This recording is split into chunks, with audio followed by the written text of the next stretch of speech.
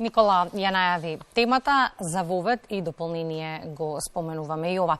Западните лидери и натаму со силни пораки за поддршка на Украина, во меѓувреме Обединетото кралство и Холандија ја презедоа заштитата на небото над Романија и Бугарија. Треба ли да не загрижува фактот што најскапите и најмодерни борбени авиони во светот го чуваат небото на земјите блиску до нас? Западните лидери обвинија за геноцид, Русија негира, помеѓу лажните и вистинските вести вообичаено народот страда, бројот на цивилни жртви расте. Има ли се уште надеж за диалог и прекин на огнот? Е тема на која што ова утро разговараме со професор доктор Никола Дуевски, декан на факултетот за безбедност. Често се гледаме, професоре, темата не е пријатна, но е секако нешто за што треба гласно да се зборува. Добре ни дојдовте. Ви благодарам, се разбира, треба да се зборува за граѓаните да бидат информирани навремено, квалитетно, за да не се ствара паника. Едноставно сме во фаза кога мора да се навикнеме дека отворениот судир ќе трае уште подолг временски период. Иако мислевме дека нема ни да почне. Ако се навратам со меморијата пред 2 месеци, различни информации секојдневно пристигнуваат и на интернет порталите и на светските медиуми за состојбата со руско-украинскиот конфликт. Еден од нив го спомена во најавата, а не вознемири дека Обединетото кралство и Холандија ја превземаат безбедност и штитењето на небото над Романија и Бугарија. Треба ли да не загрижува овој момент? Што се случува на Балканот? Има ли нешто што не знаеме? Не треба да не загрижува. Станува збор за вообичаени операции во една ваква сложена безбедносна ситуација во која што НАТО покажува дека сака да биде повнимателен, да се следи што се случува во Украина, иако сега конфликтот е поместен многу повеќе на исток отколку кон границите со земјите членки на НАТО. Меѓутоа, да, факт е дека НАТО е воена организација која покрај политичкиот дел развива и безбедносни стандарди, безбедносна култура која што ќе има за цел да превенира било какви несакани последици по земјите членки на НАТО. И затоа треба да бидеме спокојни. Нашето небо, небото на сите други земји членки на НАТО нема да биде доведено во прашање барем од воздух. Аспектот на сигурноста во воздух е многу значаен во било какви воени операции и затоа сметам дека овие надлетувања или користење на тој вид на воена технологија од страна на НАТО воопшто не е нешто што нема да се случува во вакви услови. Во меѓувреме Србија преговара со Велика Британија за купување на 12 тајфуни, едни од најнапредните повеќе наменски борбени авиони. Коинциденција ли е набавката на овие авиони токму во овој момент? Србија на целиот Балкан остана единствената земја која што е ниту на лево, ниту на десно. Тие едноставно мора политички да се пресметуваат, да видат докаде што е. Пред неколку дена набавија сериозна воена опрема од Кина. Сега, веројатно заради потребата на продолжување и на седењето на столот и кон Европската унија ќе набават воена опрема и од Велика Британија, па може и од некои други земји членки на НАТО, што воопшто не треба нас да не загрижува. Србија си е независна држава, таа го декларира својот неутрален статус. Ние сме земја на членка на НАТО и тоа треба да биде нашата првенствена мисла, затоа што нашите војници учествуваат таму каде што може, се разбира, и во земјите во регионот и на други места. Меѓутоа, вооружувањето на соседите, особено на Србија, која што пак ќе речам, нема можности да ги користи капацитетите на НАТО, не е воопшто нешто што било кој треба да го загрижи. Но и од минута во минута ситуацијата комплетно се менува. Според последните информации, Мариупол целосно уништен, експлозија на крузерот Москва, гордоста на русите. Бегалците се враќаат во Киев и тоа е една добра информација која што прострои во текот на вчерашниот ден, но тензиите не сопираат, професора. Да, и тешко дека ќе сопрат. Тие се сега само привремено стишени. Навистина е така, може би цела недела интензитетот на борбите е намален, што не значи дека страда цивилното население помалку. Добро е што почнаа не само цивилите, туку почнаа и европските лидери да го посетуваат Киев, затоа што животот таму на некој начин мора да продолжи. И доколку борбите бидат ограничени само на истокот на Украина или во оние кризни региони како што е Донбас, јас сметам дека има многу простор да се седне и да се дискутира. Сега видовме после 50 дена дека во оваа војна не може да има победник. Русија не е доминантна, но Русија и не може да ја изгуби таа војна, барем не на бојното поле. Може би ќе се случи после долг временски период и после огромни цивилни воени жртви и страдања, некој да декларира победа. Вообичаено двете страни ќе го прават тоа. Меѓутоа сметам дека сега сме во една фаза во која што да, навистина е време да се седне и да се разговара, затоа што придвижувањата на северот на Европа и инсистирањето да се разговара што е можно повеќе за членството на Финска и Шведска во НАТО, води токму кон тоа, дека Русија ќе остане сосема сама. Председателите на балтичките земји пред 2 дена беа во Киев на средба со Зеленски, ја потврдија помошта што морална, што со различни средства. Чудење и неверување кај Германија имаше по одбивањето Зеленски да го прими германскиот председател и тука имаше различни информации дека едниот не доставил покана и слично, но Макрон, францускиот председател, кажа дека нема да го прави тоа и нема да оди во Киев по примерот на другите западни лидери, бидејќи сака да направи нешто поконструктивно и се понуди за нови разговори. Да. Впрочем, како што претходно го направи председателот Ердоган. Не треба да се завзема страна во оваа ситуација, барем не на начин со кој што декларативно ќе се, особено не од големите земји, се разбира, помалите земји имаат помало влијание, меѓутоа германскиот председател, тој самиот вели дека бил близок со Путин, па затоа не е примен во Киев, меѓутоа посетата во оваа ситуација можеби не е толку значајна. Многу е посилна идејата на председателот Макрон, кој што вели, еве јас ќе се обидам да посредувам, да се види докаде може да оди Зеленски во разговорите, а докаде може Путин. И да се подготви средба. Подготовката на таа средба е многу важно прашање. Не е прашање ниту на Макрон, ниту на било кој во Европската унија, туку на една цела машинерија која што треба сериозно на маса да стави се за што треба да се разговара и да дојдат со конечен предлог за договор. Изненадувачки изјава даде кандидатката за председателка Ле Пен во текот на вчерашниот ден во однос на поддршката на Русија. Франција е во период на помеѓу два изборни круга, се разбира, таму зовриени се страстите од едната и од другата страна, особено затоа што анкетите велат дека многу близу ќе биде резултатот, кој да победи ќе биде навистина близу. Да, и за чудење е тоа што помладата популација во огромен дел ја поддржува Ле Пен. Повозрасните се со Макрон и останатите кои што се разбира гласаа за другите кандидати, во поголем дел ќе му дадат поддршка на Макрон. Веројатно е за очекување дека Макрон, макар и тесно, ќе продолжи во втор мандат да ја води Франција. Меѓутоа, да, Ле Пен, но не е само Ле Пен. Во Европа имате многу кои што имаат политики слични на тие што ги прави Народниот фронт на Марин Ле Пен. Тоа треба сериозно да ги загрижи во Европската унија. Во случајот со Украина, веројатно продолжувањето на мандатот на Макрон ќе ги дополнително поттикне стабилизацијата на односите, можноста да се најде мир преку преговори, преку посредништво и така натаму.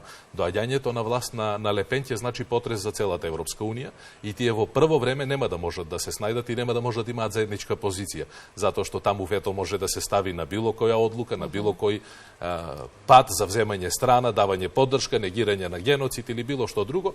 Таквата Франција со една председателка како што се ставовите на Ле Пен ќе биде дополнителен предизвик за сите во Европа. Споменавте на почетокот на разговорот, треба да сме свесни дека конфликтот ќе продолжи барем уште извесен период, но какви се изгледите разумот да надвладае професора, имајќи предвид дека и со термините за завршување на војниот конфликт на големо се лицитира. Еве последно американскиот државен секретар Блинкен оцени дека војната е далеку од завршена. Да, далеку. Руските медии јавуваат дека 9 мај, денот на победата, треба да биде ден на победа над Украина, меѓутоа не можеме да процениме што значи тоа победа над Украина. Дали ќе заврши војната операција на начин на кој што и сега се одвива, затоа што до тогаш има уште 20 на дена, но и јас сметам дека не може да заврши во толку краток период и да седнат да се договорат. Прво, подготовката на средбата помеѓу Путин и Зеленски може да трае неколку месеци. Особено во периодот додека ќе се договора што тие треба да договорат, може да има многу пожестоки страдања на цивилите, многу поголеми напади врз украинските градови, за да се добие една понапредна позиција на Руската Федерација, затоа што факт е дека тие не успеа да реализираат тоа за што во првите денови од војната декларираа дека сакаат само за неколку дена да покажат на целиот свет дека можат да ја покорат Украина. Можната употреба на химиско оружје е нешто што навистина сите не загрижува, Европа и светот, и изминативе денови Украина обвини за употреба на химиско оружје во Мариупол. Факт е дека страстите не се смируваат, но исто така генерален впечаток е дека колку и да има поддршка од едната или од другата страна или од западните лидери, дека нешто многу се придонесува во смирувањето на страстите. Западните лидери веројатно прават тоа што можат да го прават. Не е во ред да очекуваме дека тие можат да се вклучат во воено разрешување, затоа што тоа навистина би било катастрофа. Смирување на страстите. веројатно е најпотrebно. Знаете како, смирување на страстите веројатно може да се случи како што направија, да ги прифатат бегалците, да не предизвикуваат дополнителни проблеми, да се обидат преку разузнавачки информации, а факт е дека тоа се гледа, дека украинската војска соработува тесно со некои од земјите членки на НАТО, да добијат квалитетни и прецизни информации каде треба да действуваат, каде се руските генерали кои што го загубија животот во изминатиот период и така натаму. Тоа се разузнавачки информации кои што на украинската војска многу и користат, а до кои што самостојно веројатно не би можеле да дојдат.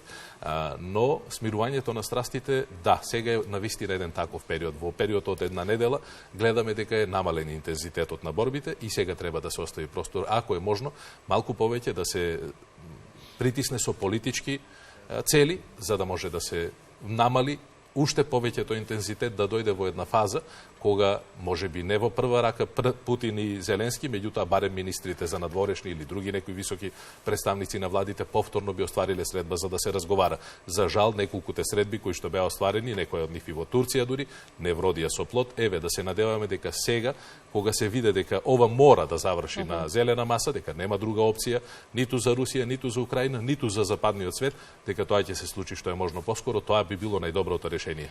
Моките на медиумите на големо ја видовме изминатиот месеци половина.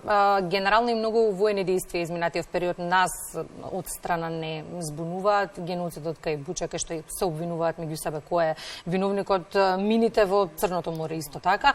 Тоа се низа действија и низа информации кои што пристигнуваат на светските медиуми, кои што најс од страна не оставаат навистина збунети.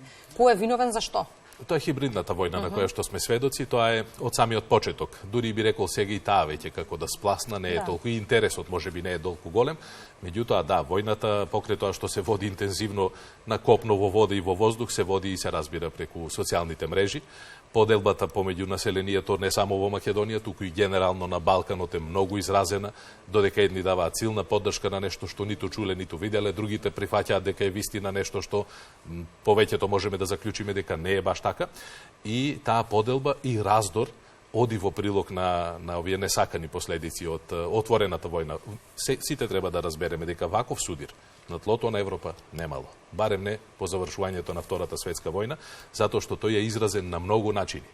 Изразен е силно и во ставовите на граѓаните, во држави кои што се 1000 километри подалеку од Украина, ќе биде изразен наскоро во сериозна економска криза, недостиг на основните производи за живот и така натаму, значи дека користењето на социјалните медиуми, користењето воопшто на медиумите во злоупотреба, односно давање на насочени информации, дозирани информации кои што имаат за цел да го збунат граѓанинот, ќе продолжи и понатаму. И затоа треба сите да повикаме да се следат официјалните информации. За нас и за состојбата во Македонија, најважни се информациите кои што доаѓаат од нашите официјални органи, Министерството за одбрана, председателот, Советот за национална безбедност и така натаму. Се друго што се случува на социјалните мрежи, само непотребно ја подгрева тензијата овде кај нас. Доказ дека помеѓу вжештените глави страдаат граѓаните се и податуците дека од 4 часот наутро на 24 февруари 2022, кога впрочем почна вооружениот напад на Украина,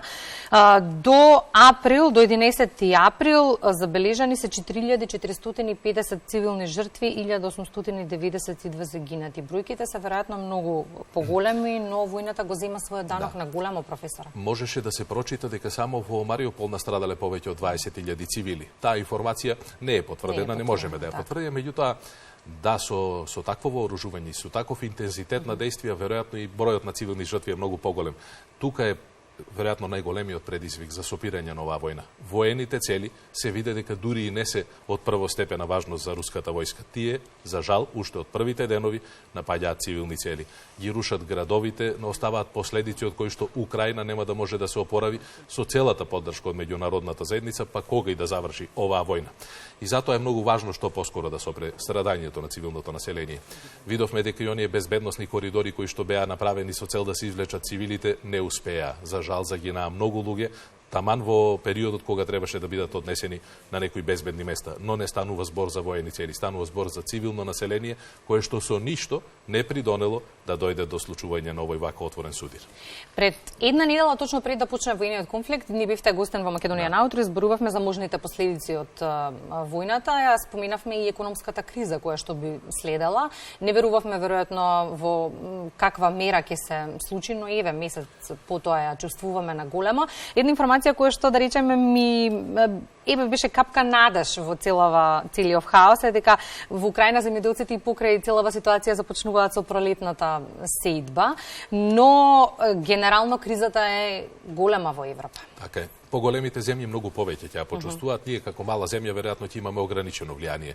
Ќе се поскапат цените и така натаму. Се надевам дека нема да дојде до недостиг на основните производи. Добро е тоа што во Украина животот продолжува. Украина е голема земја, огромна земја.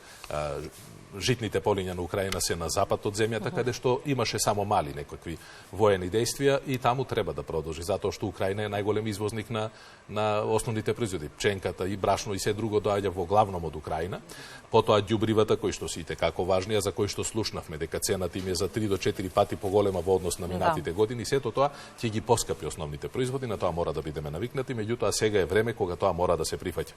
Владата треба трезвено да ја следи состојбата, ако е потребно на дневна основа да носи одлуки како да им се помогне на граѓаните, особено на оние кои што се во позагрозената категорија. Но и тука имаме еден интересен феномен. Гледате како деновиве се зборува дека има голем недостиг на зејтин. Да. Тоа е нешто што е само половична вистина. Па граѓаните купуваат во количества кои што нема да може да ги искористат цела година. Солидарност сега треба да биде на прво место. Сите треба да добиеме барем онолку колку што е неопходно потребно. Да не се ствара паника. Да, криза ќе има. Да, економијата ќе слабее, да, цените ќе растат. Меѓутоа недостиг на основни производи, на храна, нема да има. И затоа треба сите пополека да внимаваме и на другиот, а не само на себе. Меѓу другото и ние новинарите како известуваме. Се разбира. Се ова некако започна во поглед на економската криза и кај нас и недостаток на основните производи, започна некако и од нас. Па знаете, ако сме реални си признаеме.